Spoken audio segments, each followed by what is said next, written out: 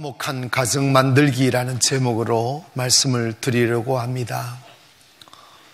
예전에는 우리나라의 풍습은 할머니, 할아버지, 아버지, 어머니, 형들, 동생 이렇게 아울러 대가족 제도로 살았던 경험들을 가지고 있습니다.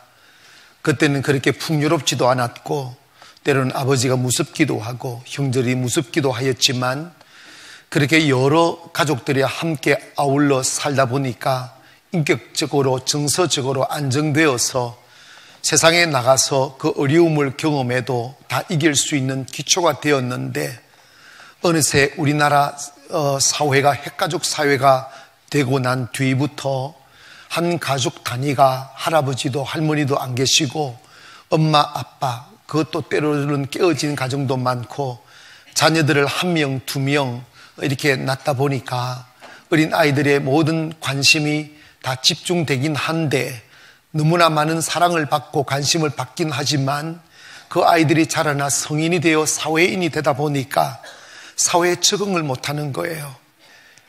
결국은 지금 우리나라의 핵가족 제도가 이렇게 정착되면서 문제가 뭐냐면 어린 사람들이 다 자기 가정을 못 만드는 거예요. 그래서 좀 비사회적인 문화가 생겨나는데 그게 뭐냐면 나 홀로 족이 생겨나는 거예요. 왜냐? 혼자 사랑받고 혼자 다 누려보다 보니까 다른 사람과 살 수 있는 기술이 없는 거예요. 결혼해서 마찰 생기는 거예요. 나만 바라봐 이렇게 살다가 아내가 남편이 막 상처를 주는 거예요. 그걸 못 견디는 거예요. 그래서 이혼하게 되고 아예 결혼할 생각도 안 하는 거예요. 그래서 지금 우리나라의 나홀로 가구 수가 222만이란다. 222만 명이 나홀로 가족이래요. 이게 뭐냐면 사회성 결핍이에요. 같이 화목하게 식사하고 이렇게 여러 사람을 경험하면서 살아야 됩니다. 그래야 사회성이 발달되는 거예요. 그래서 가정은 하나님을 배우는 거울과 같아요. 때문에 여러분의 가정을 재물이 화목한 가정을 만들어주지 않는다는 걸 기억하기를 원합니다. 왜 제가 이 말씀을 드리느냐 하면 다는 아니지만 제 마음에 충격을 주는 상황들을 신방들을 해보면 보게 됩니다. 그게 왜 그러느냐 하면 우리나라 사회가 환경적으로는 세계 어디를 가봐도 우리나라처럼 살기 좋은 나라가 없어요. 맞죠? 외국에서 많이 살아봤잖아요. 세상에 전화만 오면 된장찌개까지 배달해준다. 그런 나라 없습니다. 먹을 것 사려면 30분을 차를 타고 가야 먹을 걸 삽니다. 근데 우리는요 1분 2분 거리에 다 있어요. 다 있고 얼마나 편리합니까? 깨끗하고 편리하고 사람들도 정결나고 깨끗하고. 외국 가면요 사람들 씻지 않아가 냄새 많이 나요. 그런데 우리나라 사람들 얼마나 하루에 한 번, 두 번씩 목욕하는 사람, 이거 셉이 있다. 이게 얼마나 깨끗한지 몰라요. 세상에 저번에 균이, 우리나라 무슨 균이 막 퍼졌을 때 있잖아. 메르스 퍼졌을 때 세상에 내가 깜짝 놀랐어요. 새가족실에 와가지고 새가족 등록을 하는데 가방에서 비닐봉지, 비닐 장갑을 끼고 등록증을 쓰고 있는 거 있죠. 내가 놀랐어요. 내가 장담합니다. 그런 사람 오래 못 삽니다. 아무거나 집에 넣었어요. 몸 건강하면 다 이겨낼 수가 있습니다. 근데 너무 경쟁이 심하다 보니까 우리 아이들 좋은 집에 좋은 학원, 좋은 학교 보내고 싶어서 아버지가 버는 돈으로는 충분치 않으니까 엄마까지 사회에 나가서 돈을 벌다 보니까 아이들이 외로이 자라는 거예요. 그래서 학교 갔다 오면 다 학원차 아니면 혹시 시간 있는 어머니들은 학원 앞에서 차를 딱 체포조인 거 체포조. 체포 딱 해가지고 학원에 집어넣어 놓습니다. 그리고 학원에서 한두 시간 보내면 또 끝나고는 또 다른 체포조가 딱 기다립니다. 또 다른 학원을 갑니다. 그래서 이리저리 체포돼서 끌려다니다가 저녁이라고 해서 집에 떡 들어오면 어머니도 안 계셔. 어머니가 야간 나고 뭐하고 하니까 쓸쓸한 집에 혼자 들어가는 거예요. 그러다 보니까 어린아이가 외로우니까 이렇게 컴퓨터에 취해 있고 게임에 취해 있고 방구석에 치배키기 시작하는 거예요. 고립형 인간이 되기 시작하는 거예요. 어머니는 생각합니다. 내가 이렇게 힘들게 돈 벌어서 좋은 환경 만들어주고 좋은 음식 주고 용돈 많이 주고 좋은 학원 보내주면 내 할 것 다 이것이 사랑이라고 생각, 내 자식이 알아주겠지, 이것이 내가 할 수 있는 최선이라고 생각합니다. 그런데 아이들이 학교를 나오고 대학을 나오고 딱 20살이 되고 성인이 되면 생긴 것은 부모를 닮았는데 속은 부모를 안 닮았어요. 컴퓨터를 닮았어요. 그 영혼을 채우고 있는 이론들이, 선생들이 하는 이야기들, 학원 선생님 한 이야기들, 친구들하고 놀았던 이야기들, 진리 아니고 타락한 이야기들이 그 안에 가득 차 있으니까 자식은 내 자식인데 돈은 다 쏟았는데 아버지와 대화가 안 통하고 엄마하고 대화가 안 통하고 무너지는 모습, 어두운 모습, 고립되는 모습, 폐쇄적인 모습을 바라보면서 어머니가 통곡 탄식하는 가슴으로 내가 너에게 못해준 게 뭐 있냐, 내가 너를 위하여 얼마나 고생을 했는데 네가 이렇게 되느냐고 무너진 자식의 슬픔을 바라보고 통곡할 때 자식이 뭐라는 줄 아십니까? 엄마가 해준 게 뭔데? 이럽니다. 아버지가 뭐 해준 게 뭔데? 나는 엄마 없는 집에서, 아버지 없는 집에 고통스럽게 외롭게 살았다고 말하면서 말이 안 통하는 거예요. 통곡합니다. 자식은 풍요를 주어 사람이 되는 게 아니라 사랑을 주어 사람이 되는 거예요. 저는 우리 가족들이 워낙 많다 보니까 어머니 아버지의 관심을 받지 못하고 살았어요. 기억이 뭐냐? 교회 가서 하나님 말씀 듣고 목사님 사랑받고 선생님 사랑받은 그것이 저를 만들었어요. 그리고 그 힘겨운 삶에도 굴하지 아니하고 밤마다 눈물로 교회 바닥에 엎드려 기도하는 어머님의 모습을 보고 제가 자라났어요. 아버지는 계시면 지옥이고 안 계시면 천국이고 사실 그랬습니다. 그게 우리나라였어요.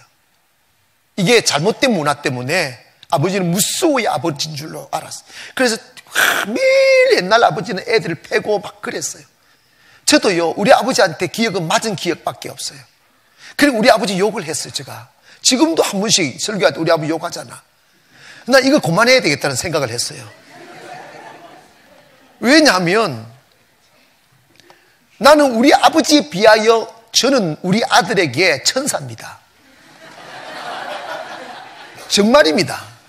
그런데 제가 우리 아버지 욕을 하니까 우리 아들이 이제 오늘 목사가 되는데 제가 없을 때 설교를 시켰더니 설교할 때 저 욕을 하고 있더란다는 거예요. 그래가지고 제가 깨달았어요. 제가 우리 아버지 욕을 하니까 우리 아들도 저 욕을 하는구나. 그래서 이제는 우리 아버지 욕을 안 하려고 합니다. 그럼에도 불구하고 여러분, 그 아버지가 계셨기에 이제서야 제가 깨달아지는 거. 왜 우리 아버지가 그렇게 냉엄했던가? 우리 아버님이 왜 그렇게 우리를 무섭게 키웠던가? 그 이유를 이제서야 제가 이해하는 거예요. 저희 아버님의 시대는, 우리 아버님은 정말 6.25를 경험했고 가난을 경험했고 힘없으면 그날 단번에 목숨이 날아가는 전쟁터에서 삶을 살았던 시간들이 있었습니다. 그러니까 자식을 강하게, 그래서 일제시대를 경험했잖아요. 일제시대 가서 조선족이라는 이름으로 일본에 가서 유학하는 그 과정에서 그 힘겨운 시간들을 다 경험하고 난 뒤에 남자 자식들을 강하게 키워야 된다는 이 삶의 경험에서 오는 그 어떤 확고한 가치가 있었던 것 같아요.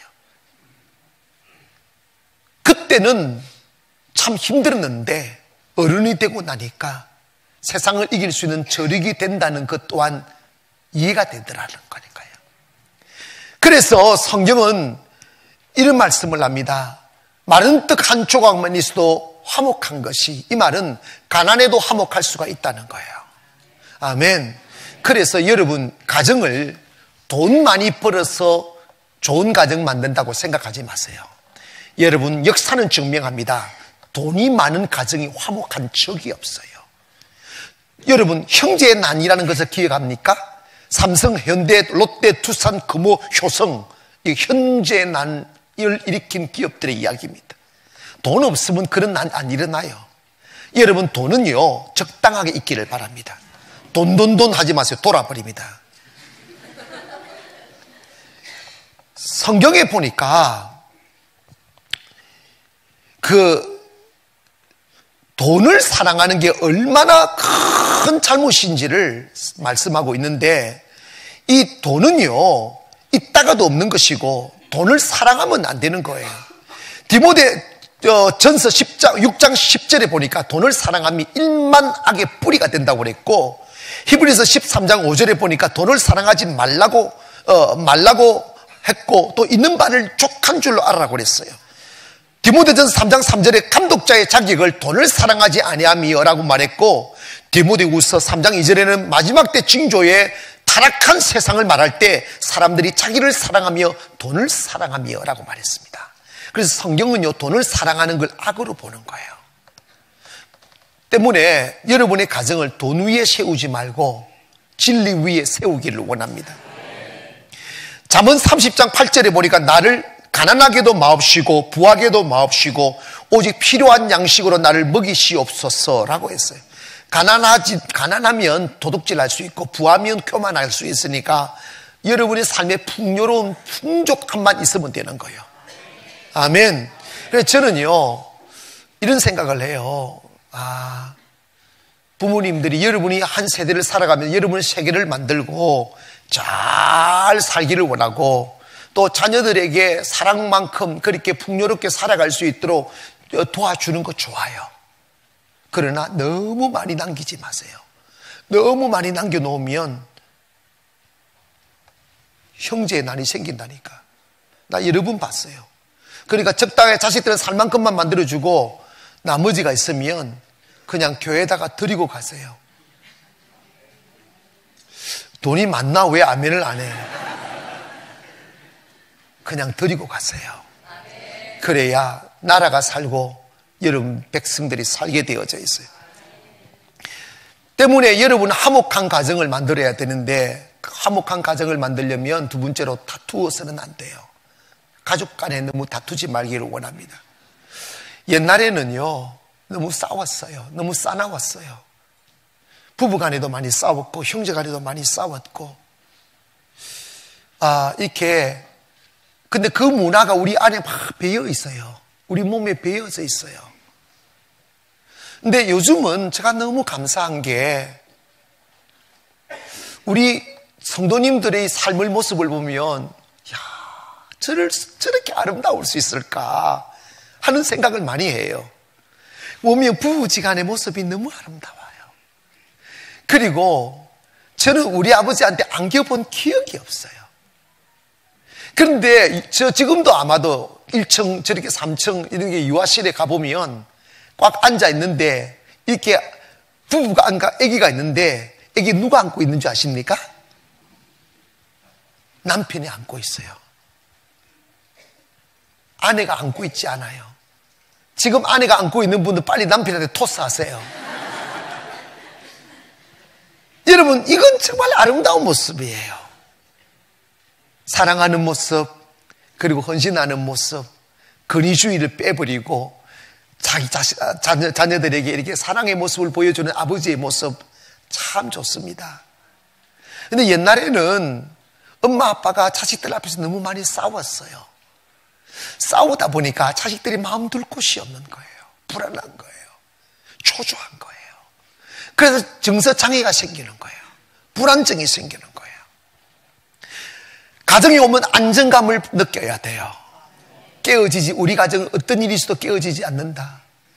맨날 사니 안 사니 하니까 아이들은 그 소리를 들으면서 불안하니까 막 우는 거예요. 그러다 보니까 이 아이들이 커서도 항상 불안에 떠는 거예요. 잠을 못 자는 거예요. 조그마한 일이 있어도 막 가슴이 두구두구 나는 거예요. 왜냐하면 어릴 적부터 정서 불안이 생긴 거예요. 여러분, 화목한 가정이 되려면 정말 여러분 부부지간에도 아무리 사랑을 해도요, 안 싸운다는 것은 그건 거짓말이에요. 다른데 왜 안 싸우겠어요? 싸우시고 싶으면요, 본당 와서 싸우세요. 제가 증인 될게. 아이들 보는 데서 좀 싸우지 말았으면 좋겠어요. 그러면 그 아이들이 마음이 깨어지잖아요. 지금 이 자리에 앉아 계신데 저는 이분 구기 때 참 아름다운 모습을 보았어요. 무슨 모습이냐면 우리 교회 성경이라는 집사님이 계세요. 근데 난 등록 카드를 딱 보면서 등록하면서 이성경? 믿음 엄청 좋겠네? 그런데 처음에 우리 왔을 때는 안성경이었어요. 이해가셨죠? 주일날 나올다가 안 나오다가 기도 뭐 하러 오는 거 상상도 못하고, 근데 이분이 어느 순간부터 50일의 기적에 팔기도 나오고 그랬어요. 사람이 바뀌기 시작하는데 진짜 이 성경으로 바뀌더라고. 성경으로 바뀌더라고. 지금 교사하고 있어요.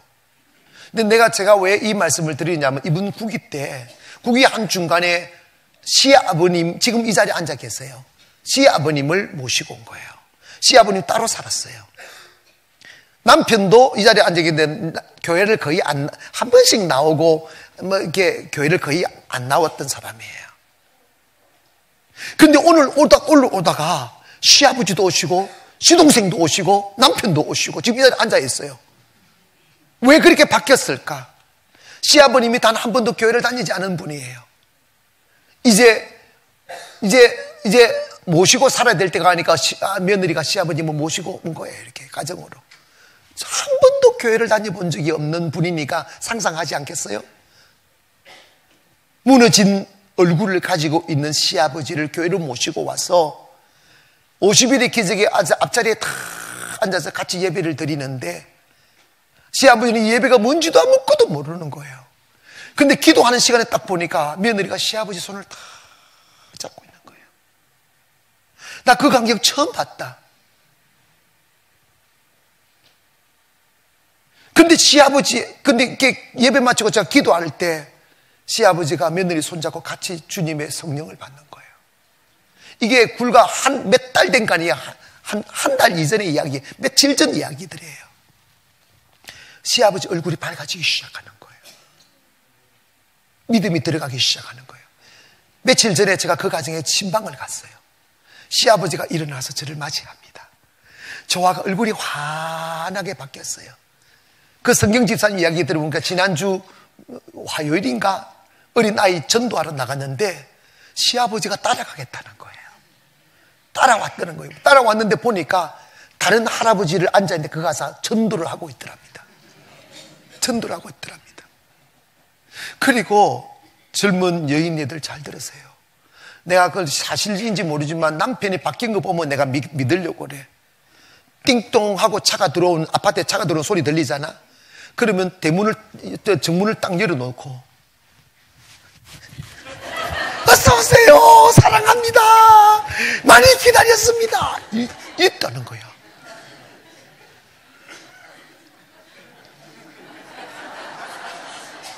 그리고 밥을 다 차려놓고 여보 이거 이거 먹어 이러지 마라. 이거 잡수세요 이러면서 극존대 말씀은 저 오늘 잡수고 계시면 교회 다녀오겠습니다 이랬대. 그랬더니 여보 사랑합니다. 어서 오세요. 고생하셨습니다. 밥 잘 들고 잡수세요. 교회 다녀오겠습니다 이랬는데 가지마 이러면 짐승이야. 절대 그럴 수 없습니다. 평소에 잘못하니까 니까지 이렇게 교회 다녀 이런 느낌을 들게 만드니까 교회 못 가게 하는 거야. 지금 그 남편 얼굴이 바뀌었어요. 50일의 기적도 나왔다니까. 주일도 안 나왔던 사람이 시아버지, 시동생 다 데리고 지금 이 자리에 앉아있어. 본인들이 좀 부끄럽긴 하겠다. 그런데 이런 봐보세요. 한 사람의 변화가 온 가족을 살리는 거예요. 화목. 희생, 겸손, 섬김. 여러분, 자식은요, 부모를 닮아요. 그래서 여러분, 이제 너무 가깝지만 사랑하지만 아내는 남편을 좀 올려드리세요. 자식들한테 네가 야, 자 이러지 말어. 아멘 하시라니까. 뜨끔뜨끔한가 보다. 아니야. 왜냐하면 이걸 기억하세요. 둘이 있을 때는 속닥속닥 할 때 내 간섭 안 할게. 자식 앞에서는요, 절대 남편이 마음 안 들어도 남편 욕을 하지 말어. 자식들은 아버지 욕하지 마세요. 그거 절대 안 좋습니다. 아멘 합시다. 그리고 남편, 아들, 자식들, 어린 애들 있는데 야, 니가 잘해라 이렇게 하지 마세요. 야, 니가 잘하면 나도 잘하지 이러지 마셔. 그러면 자식들이 아버지를 바라볼 때 이게 헷갈려. 존경심이 안 가는 거야. 존경은요, 만드는 거예요. 아들이, 딸이 아버지를 존경할 때 인격이 자라는 거예요. 여러분, 부모님을 존경할 수 있을 때 성공할 수 있어요. 사람 마음에 존경심이 없으면 성공하지 못합니다. 자존심이 좀 그렇게 돼도 오늘부로 용기를 내세요. 나 자식들 앞에 남편 욕하지 않으리라. 반만하지 않으리라. 아멘. 잠언 15장 7절에 채소를 먹으며 서로 사랑하는 것이 살찐 소를 먹으며 서로 미워하는 것보다 나으니라고 그랬어요. 여러분, 여러분의 가정이 정말 이렇게 다투지 아니하고 화목한 가정 되기를 원합니다. 세 번째로, 가정은 하나님의 사랑을 배우는 거울과 같아요. 존 러스킨은 이런 이야기를 했어요. 인류의 역사는 세계의 역사가 아니라 가정의 역사다고 말했어요. 이게 뭐냐면, 이 자녀들의 심리학자들에 의하면 자녀들의 이 모든 정서가 앞으로 살아가는 정서의 결정을 내는 그 80%가 3살 이하의 경험이 그 어린아이의 운명을 바꾼다는 거예요. 결정한다는 거예요. 그러니까 어머니가 풍요로운 여유로움과 사랑과 은혜로운 가슴으로 아이의 젖을 먹이고 이렇게 여유로운 감정으로 자식을 품어줄 때 아이들은 건강한 인격체가 된다는 거예요. 근데 여러분, 제가 보면서 요즘 현대 아이들이 정서 불안증이 너무 많은 거예요. 사랑하는 여러분 엄마 아빠는 자식들에게 하나님을 보여주는 거울로 살기를 원합니다. 그리하여 가슴 속에 하나님은 살아계시다, 하나님은 나와 함께 계시다, 하나님은 영원히 나와 동행하고 계신다는 것만 가르쳐 놓으면 부모를 따라 세상 보내도 넘어지지 아니하고 흩어지지 아니하고 무너지지 않습니다. 결론을 이렇게 맺겠습니다. 여러분, 아무리 고생하고 살고 돈을 많이 가지고 부자가 되어도 자식 무너지면 그 인생은 실패한 거예요. 자식이 굳건하게 세워져야 돼요. 그래야 그 가정이 행복한 가정 될 수가 있습니다. 그러기 위해서 여러분이 하나님을 보여주는 믿음의 가정 세우기를 원하며, 하나님을 대신하는 어머니, 하나님을 대신하는 아버지가 되어서 여러분의 자식에게 미래를 안겨다 주는 믿음의 삶 되기를 바라서 이 말씀을 드렸습니다.